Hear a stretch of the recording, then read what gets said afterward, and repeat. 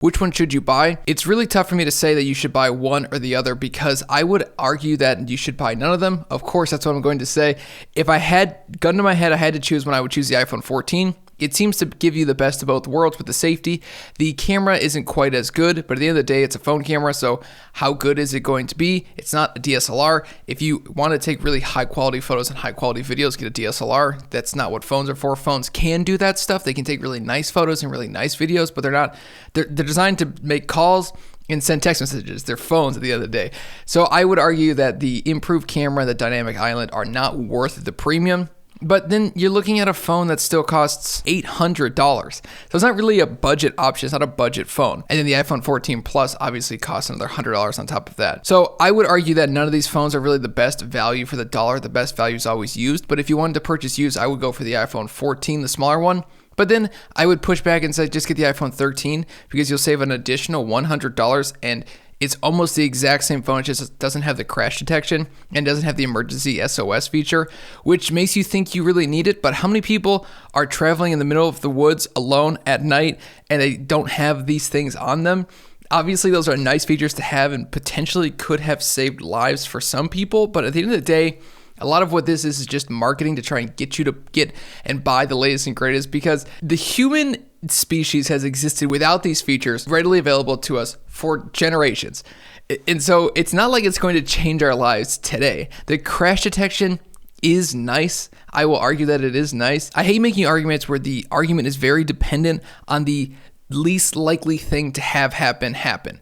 If you are driving in a car, you're not anticipating crashing. Obviously, it's nice that you would have this feature, but you don't expect to ever crash because car crashes are very rare.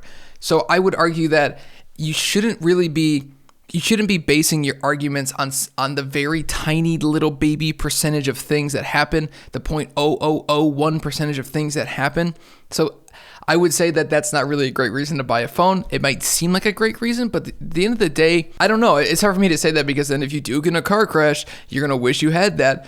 But you can't base your whole life on the very worst case scenario because that's normally not what happens. You normally don't get into car crashes and you normally don't get lost in the woods. So those features, while they sound really nice, probably aren't worth it for the vast majority of people because who's going camping in the middle of the woods at night by themselves without a satellite radio already? And so I don't know, it's tough for me to say don't buy it because I understand some people might really want these safety features, but the reality is they're probably not that important. You existed without these features for the better part of the last 10 years with smartphones, 15 years without smartphones, and you're fine.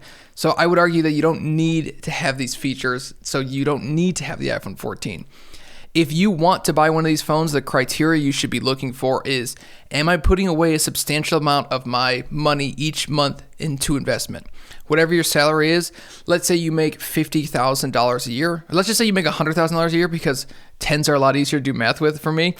And you're able to put away 15% of your income before tax every single year, which is $15,000, well, then I would say I don't really care what phone you buy. Buy the most expensive one you can possibly afford. I don't care. It's a phone. You're putting away 15 grand. So it's not really going to affect your future. Now, if you're somebody that's making closer to 30 grand or 20 grand and you want to buy one of these new phones, you have to analyze your situation a little bit more closely because this is a much larger percentage of your take-home pay. If you buy a $1,000 phone and you make 20 grand, you're spending 5% of your income before taxes on a phone. And I would argue that that's a bad way to spend your money. You should at least be investing that 5% as opposed to buying the new phone. And if you're not, then don't buy the new phone and look at your purchases because you should try to invest as much as you possibly can.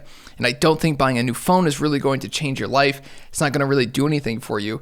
I would say you could just probably exist on $200 phones until hopefully you can get your income up or work a side hustle to make some more money, whatever it may be. Then I would argue don't buy a phone at all. So it's situational, certainly. Depends on how much money you're making, but you have to be able to challenge the notion of needing the latest and greatest phone. I do that a lot on this channel because at the end of the day, it's just a phone. It's not going to change your life. It's just a phone. It's just a rectangle that can connect to the internet. It's not going to change. You get the latest and greatest phone with the latest and greatest safety features. At the end of the day, they're selling you on emotion, and they're not selling you on raw functionality because these phones aren't going to change your life in any way that's not negative because they're going to just keep you addicted to them even longer and even more. So I would argue that the iPhone 14 cheapest model is the one you should buy, but I would really push you to buy an iPhone 13. Or I would even consider you buying an iPhone 11 or 12 because you're still going to be getting 2, 3, 4 years of support with those. But just make sure if you buy a phone used or you buy an older version of a phone, you get the battery health to make sure it's still functional. If it's not really all that healthy, like 60, 70%, consider getting a battery replacement. So thank you for watching the video. I appreciate you watching. I will see you in the next video. Peace out.